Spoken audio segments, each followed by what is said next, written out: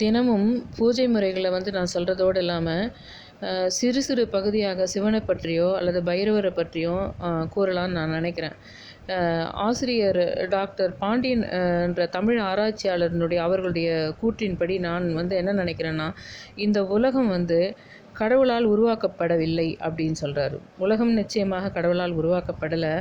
ஆனால் 6 அறிவு கொண்ட மனிதன் 100ல் ஒருத்தரோ அல்லது 1000ல் ஒருத்தரோ தானும் நல்வழிப்பட்டு குண்டலினி சக்தி பெற்று அமானுஷ்ய சக்திகள் பெற்று இந்த உலகையும் காத்து உயிர்களையும் காத்து பிரம்மாண்டங்கள் பல செய்துவிட்டு உடலை மட்டும் பிரிந்து சூட்சும ரூபத்தில் நம்ம கண்ணுக்கு புலப்படாமல் பஞ்சபூதங்களில் வாயிலாக நம்மையும் காத்து தவறு செய்வர்களை அழித்தும் நம்மோட பஞ்சபூதங்களில் ஒன்றிணைந்தும் இருக்கிறான்றதை அவர் இன்னும் ரொம்ப பெரிய விளக்கமாக அதை சொல்லியிருக்காரு. விரும்புகிற அந்த ஒரு இது அதை நிச்சயமாக இந்த உலகை கடவுளால் உருவாக்கப்படவில்லை, ஆனால் மனிதர்கள் தான் கடவுளாக ஆகியிருக்கிறார்கள் என்பது நிச்சயமாக ஒரு அறிவியல் பூர்வமாக அதை நாம் பார்த்தாலும் சரி அல்லது ஆன்மீக பூர்வமாக பார்த்தாலும் சரி அவரே கடவுள் ஆவார்கள்.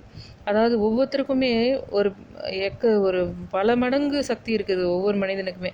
அதில் யாரோ ஒரு மனுஷன்தான் என்ன பண்ணுறான், பெரிய ஒரு சயின்டிஸ்ட் ஆகுதோ இல்லை ஒரு விதமான அறிவு இருக்குது. அதில் சில பேருக்கு அப்படி ஒரு விஷயத்தை கண்டுபிடிச்சி தான் பண்ணணும், இல்லை ஒரு விஷயத்தை ஏதாவது ஒரு பர்டிகுலர் இது பண்ணணுன்றது மட்டும் இல்லாமல் ஒரு பெரிய சாம்ராஜ்யத்தையே ஒரு முருகர் இந்த மாதிரி இவரை ஒரு அசுரனை அழித்தாங்க அப்படின்ற மாதிரி ஆகும்போது என்ன ஆகுதுன்னா, உங்களுக்கு ஒரு நாட்டையே நிறைய பேர் அழிக்கக்கூடிய அசுரன் மாதிரி உங்களுக்கு பெரிய பெரிய உருவத்தில் உலகம் தோன்றினப்போ பலவிதமான மிருகங்கள் கூட உங்களுக்கு வித்தியாசமான உருவங்களில் இருந்திருக்கும். அதையெல்லாம் இப்போ இருக்க மனிதர்களை தன்னை சுற்றி இருக்கல அந்த அளவுக்கு உருவங்கள் இல்லாத தன்னுடன் வாழும் மனிதர்களை காப்பாற்றுறதுக்கு அதை எதிர்த்து போரிட்டு வெல்லணும்னா அதுக்கு தனியாக ஒரு எக்ஸ்ட்ராடினரி ஒரு அறிவும் பலமும் வேணும். அதுக்கு அவங்க ஆன்மீக பூர்வமாக அந்த குண்டலினி சக்தி அதெல்லாம் பண்ணி தியானங்கள் பண்ணும்போது அவங்களுக்கு அந்த அமானுஷ்ய சக்திகள் கிடைக்குது. அமானுஷ்ய சக்திகள் கிடைச்சாதான் அவ்வளோ பெரிய பெரிய பயங்கரங்களை உங்களை ஒடுக்கிறதுக்கு அடக்கிறதுக்கு ஒரு துர்க்கை மாதிரி இவங்க ஒரு பெரிய ராட்சசனை அடக்கிறதுக்கு பண்ணுறதுக்கெல்லாம் உங்களுக்கு முடியும். சக்திகளை அழித்து பண்ணுறதுக்காக அந்த அமானுஷ்யங்கள் தேவைப்படுகின்றன. அந்த அமானுஷ்யங்கள் தேவைப்படும் பொழுது நீங்கள் அதுக்கு தேவையான தியானங்கள் அதுக்கு தேவையான உங்களுக்கு ஆன்மீக விஷயங்களை செய்ய வேண்டியதாக போகுது.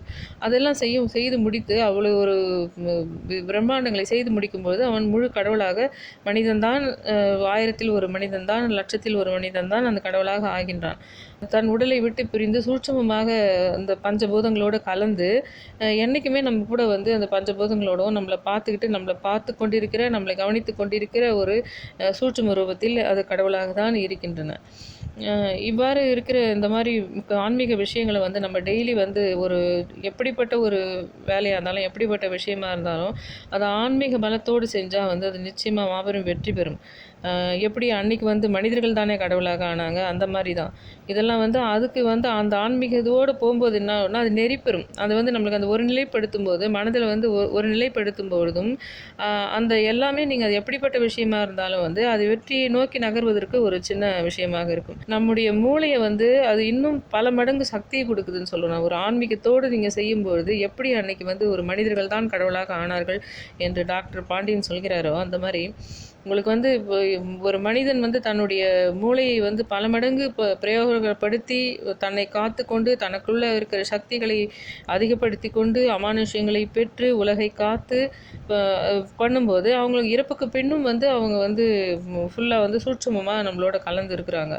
அப்போ எப்படின்னா அவ்வளோ பெரிய சக்தி அவங்களுக்கு எப்படி கிடைக்குது? அந்த ஆன்மீகத்தினால அந்த ஒரு விஷயங்களை பண்ணுறதுனால தான் என்ன கிடைக்குது உங்களுக்கு. அந்த மாதிரி நம்ம அந்த மாதிரி பெருசாக பண்ண முடியலனாலும் அந்த ஆன்மீக கதைகளை கேட்கறதுனாலையும் ஆன்மீக விஷயங்களை தெரிஞ்சுக்கிறதுனாலையும் நம்முடைய இது மனசை ஒருநிலைப்படுத்தும் பொழுது நம்முடைய விஷயங்கள் நம்முடைய காரியங்கள் பெரிய வெற்றியை அடையும்.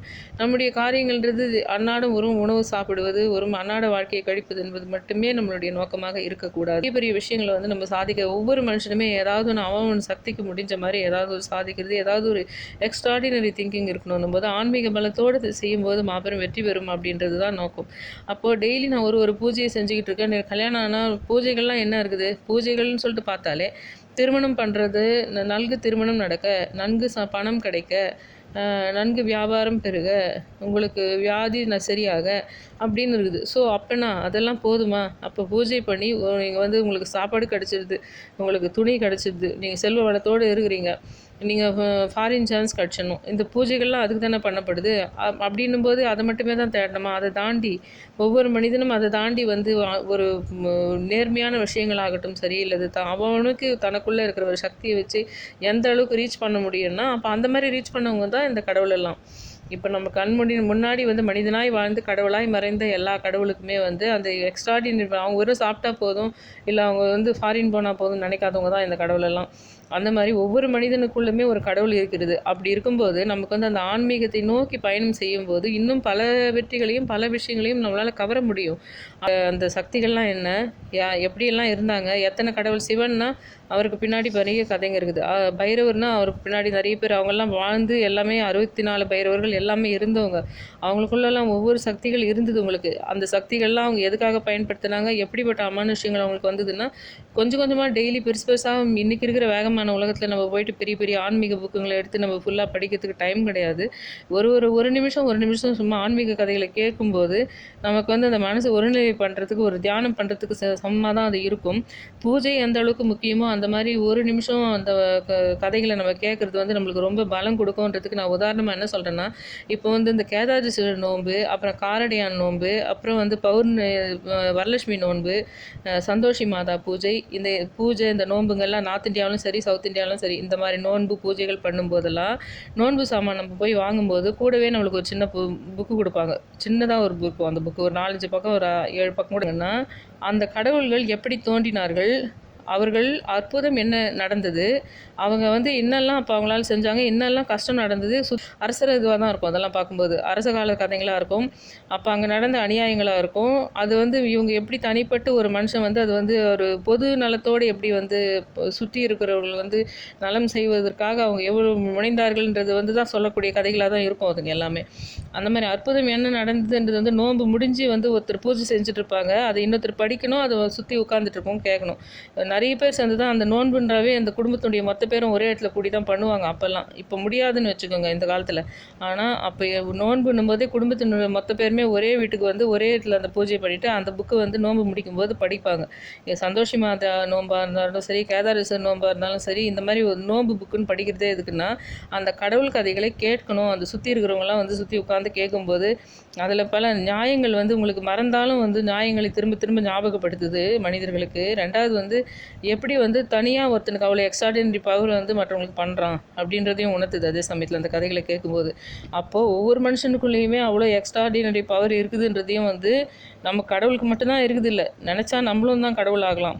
கடவுள் ஆகணுன்றதுக்காக வேண்டி நம்ம ஆகக்கூடாது. இயல்பாகவே வந்து ஏதோ ஒரு நல்லது செய்யறதுக்காகவோ, இல்லை உலகத்துக்கு நல்லது செய்யறதுக்காகவோ, இல்லை தன்னை சுற்றி இருக்கிறவங்களை நல்லதுக்கு செய்யறதுக்காகவோ நம்ம வந்து நேச்சுரலாக அது பண்ணும்போது அப்புறமா கடவுள் ஆகணும். கடவுள் ஆகிறதுக்காகவே அது யாரும் பண்ணுறதில்லைன்னு வச்சுக்கோங்க.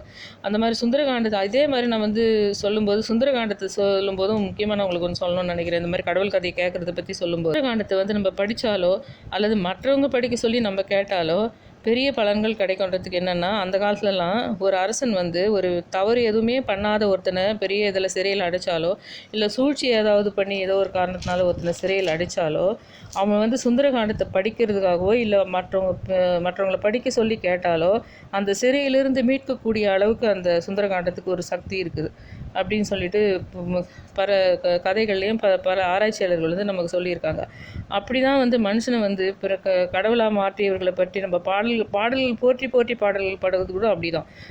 கடவுளை பற்றி நம்ம போற்றி பாடல் எவ்வளோ பாடுறோமோ அதே மாதிரி தான் உங்களுக்கு வந்து இந்த கடவுள் வந்து எவ்வளோ சாதனைகள் படைத்தாங்க, எவ்வளோ சக்திகள் இருந்ததுன்றதை திரும்ப திரும்ப நம்ம எல்லாம் மனிதர்களாகி நம்ம வந்து அதை ஞாபகப்படுத்திக்கிறோம். அதை அந்த விஷயங்களை தெரிஞ்சுக்கிட்டு நம்ம வந்து என்ன மீனிங்னே புரியாமல் நம்ம சான்ஸ்கிரிட்டில் போயிட்டு நம்மளை ஒரு பாடல் பாடி நம்மளுக்கு வந்து அது பாடினா நல்லதுன்றதை விட புரிஞ்ச மொழியில் என்ன நடந்தது, அப்போ என்ன மாதிரி போர் வந்தது, யார் வந்து முருகர் வந்து யார் கூட வந்து போரிட்டார், துர்கை வந்து யாரை அழித்தாங்க, இந்த மாதிரி விஷயங்களெல்லாம் வந்து உங்களுக்கு நமக்கு தெரிஞ்ச மொழியில் நம்ம சின்னதாக ரொம்ப ஒரு நாளைக்கெல்லாம் ரொம்ப கடவுளுக்காக ஸ்பெண்ட் பண்ணலன்னா கூட ஒரே ஒரு செகண்ட் நம்ம வந்து சில அந்த கதைகளை கேட்கும்போது உங்களுக்கு பல விஷயங்கள் வந்து உங்களுக்கு புரிய வரும்.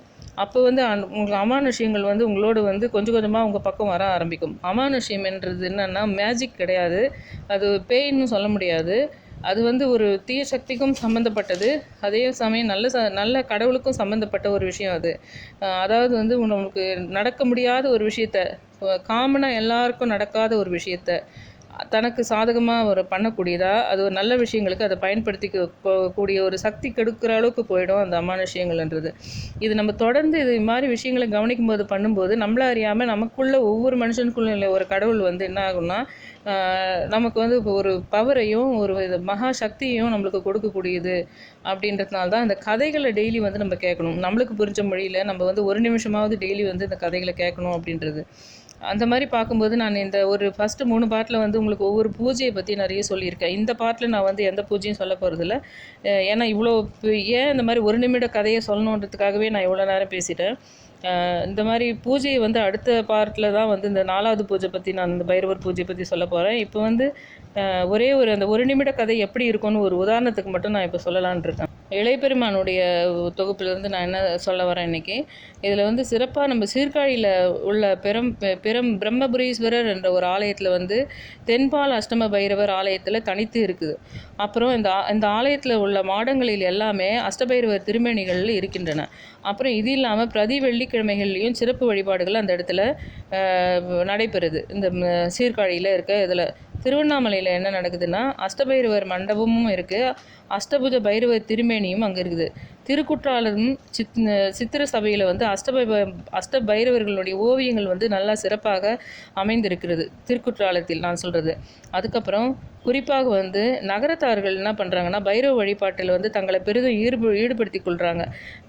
சக்திகளாக சப்த மாதாக்கள் வந்து விளங்குகிறாங்க. யாருன்னா இந்த 7 சப்த மாதாக்கள் இருக்காங்க இல்லைங்களா, மாதாக்கள் எல்லாமே சிவனுடைய அதெல்லாம் அதுக்கு அடுத்தடுத்து வர ஒரு நாள் கதையில் நான் சொல்லிட்டு வரேன். அதாவது சிவனுக்கு எத்தனை பசங்க இருந்தாங்க, அதனுடைய ஒவ்வொரு பசங்களுக்கும் ஒரு சக்தி போட்டிருக்கும். அது எல்லாமே இந்த சப்த மாதாக்களாக தான் இருக்கும். குறிப்பாக நகரத்தார்கள் வந்து பைரவ வழிபாட்டில் வந்து தங்களை ரொம்ப ஈடுபடுத்திக்குவாங்க. அதெல்லாம் வந்து அவங்க எல்லாமே வந்து அந்த சக்திகள் எல்லாமே சப்த மாதாக்கள் ஆகும். தியானங்கள் வாயிலாக என்ன பண்ணுறது தான் அதை வந்து அவங்க அறிஞ்சாங்க அந்த காலத்தில். திருமுறைகளில் வந்து என்ன ஆச்சுன்னா பைரவ திருக்கோலங்களை வந்து சிறப்பின பல பதிகங்களில் நம்ம வந்து பார்க்கலாம். திருநாவுக்கரசர் வந்து தனது 5, 4, 6 திருமுறையில் வந்து பெரும் பகுதிகளாக வந்து பைரவ பெருமைகளையும் ஆட்கொண்டது வந்து சொல்கிறாரு. அதுக்கப்புறம் வந்து வழிபாடு வந்து எப்படி இருந்ததுன்னா பைரவர் வழிபாடு வந்து சிவாலயங்களில் வந்து இறுதி வழிபாடாக இருந்தது. அவருடைய திருக்கோயிலில் வந்து சாவிகளை கூட வந்து ஒப்படைச்சி விட்டு தான் விடை பெற்றாங்க அப்போல்லாம். அதாவது இந்த கோயிலை பூட்டிட்டு அந்த சாவியை எடுத்துகிட்டு போயிட்டு அந்த பைரவர் சிவனுடைய கோயிலில் இருக்கிற அந்த பைரவர்கிட்ட தான் அந்த சாவிகளை வந்து வச்சுட்டு விடை பெறுவாங்க. இன்றைக்கும் கூட அதெல்லாம் நடைமுறையில் இருக்குதுன்னு சொல்கிறாங்க. சண்டு ரொம்ப சிறப்பான ஒரு அம்சமாகும்னு சொல்லியிருக்காங்க. பைரவர், வடுகர், க்ஷேத்திர பாலகர், சொர்ணாகிருஷ்ண பைரவர், ஆகாச பைரவர் என்று பல பெயர்கள் இருப்பினும் இவரே கிராமம், நகரம், ஆலயம், மடாலயம், கிரகம், நதிக்கரை, குளக்கரை, மயானம் ஆகிய எல்லா இடங்களிலுமே காத்திருக்கிறாரு. இந்த பகுதியில் வந்து சிறப்பாக பூஜிக்கப்படுகின்ற அஷ்டபைரவர்கள் தியானங்கள் வந்து விளக்கங்கள்லாம் இதில் வந்து இடம்பெற்றிருக்குது. இந்த சிவனார் வந்து பற்றி சிவனார் உரையும் திருக்கோயிலில் வந்து பல திருமேனிகள் இருக்கின்றன. ஆனால் க்ஷேத்திரபாலகர் என்று சொல்லப்படுற பைரவர் தான் பைரவர் திருமேனி வந்து காணலாம். இவருடைய யோகத்திற்கும் ஞானத்திற்கும் பொருளாவார். இவரே வந்து யோகத்திற்கும் ஞானத்திற்கும் பொருளாவார். இவர் சிவாலயத்தில் வந்து தென் திசை நோக்கி தான் இருக்கிறார். எப்பவுமே எல்லா சிவாலயத்தில் நம்ம பார்க்கும்போதே வந்து பைரவருங்க வந்து தென் திசை நோக்கி தான் அவங்க இருக்காங்க. பைரவர் வழிபாடு வந்து வட இந்தியாவில் வந்து சிறப்பாக இருக்குது. அதுக்கப்புறம் வந்து பைரவர் சிறப்பின எடுத்துக்காட்டு நூல் வந்து சிறு தொண்டர் புராணம் வந்து ரொம்ப பெரிய புராணத்தில் ரொம்ப முக்கியமான ஒரு பார்ட்டாக இருக்குது. பொதுவாக வந்து சிவனார் வந்து அவர் வந்து 64 திருமேனிகள் இருக்கின்றன. பைரவர் திருமேனிக்கு மட்டும் 64 பேதங்கள் அப்படின்னு சொல்லிட்டு திருமேனிகள், ஆகமங்கள், தந்திர சாஸ்திரங்கள், மந்திர சாஸ்திரங்கள் என்று பல விஷயங்கள் அவரை பற்றி கூறியிருக்கின்றார்கள். இந்த மாதிரி வந்து நிறைய அஷ்டபைரவர்கள் பற்றியும் இன்னும் அவங்களுடைய திருமேனி, அப்புறம் அவங்க எத்தனை இருந்தது, இவங்க பஞ்சம விதின்னு சொல்லப்படுறது, அப்புறம் 25 சித்தமூர்த்திகள், அது மாதிரி இன்னும் நிறைய விஷயங்கள் வருது. க்ஷேத்திரபாலர் பற்றி ஒரு சின்ன சான்ஸ்கிரிட் ஸ்லோகத்தை வந்து சொல்லிவிட்டு அதுக்கான தமிழ் விளக்கத்தை வந்து அது மட்டும் க்ஷேத்திரபாலகர்து மட்டும் சொல்கிறேன். அதாவது வந்து ரக்தஜ்வால ஜடாதரம் சசிதரம் ரக்தாங்கதேஜோமயம் டக்காசூலகபாலபாசசுதரம் ரஷாகரம் பைரவம் நிர்வாணம் கனவவாகனம் திரிணய நஞ்சானந்த கோலாகலம் வந்தே பூத பிசாச நாதவடுகம் க்ஷேத்ரஸ்ய பாலம் சுபம் அப்படின்றது வந்து சான்ஸ்கிரிட் இது. அதுக்கு வந்து தமிழ் விளக்கம் வந்து நம்மளுக்கு தெரிய வரும்போது எவ்வளோ அது நல்லா புரியும்படி நம்ம அதை கேட்கும்போது எவ்வளோ நல்லா இருக்குது பாருங்கள். சிவந்த ஜுவாலைகளை உடைய ஜடையை தரித்திருப்பவனும் சந்திரனை முடியில் தரித்திருப்பவனும் சிவந்த மேனியை உடையவனும் ஒளிமயமாக விளங்குபவரும் உடுக்கை சூலம் கபாலம் பாசக்கயிறு இவைகளை வைத்திருப்பவனும் உலகத்தை காப்பவனும் பாவிகளுக்கு பயங்கரமான தோற்றத்தை உடையவனும் நிர்வாணமாக இருப்பவனும் நாயை வாகனமாக கொண்டவரும் 3 கண்களை உடையவரும் எப்பொழுதும் ஆனந்தத்தினால் மிகுந்த கோலாகலமுடையவரும் பூதக்கணங்கள் பிசாச கூட்டங்கள் இவைகளுக்கு தலைவனாக இருப்பவனுமாக இல்லை சேத்திர பாலகருமான பைரவரை வணங்குகின்றோம் அப்படின்னு சொல்கிறாங்க.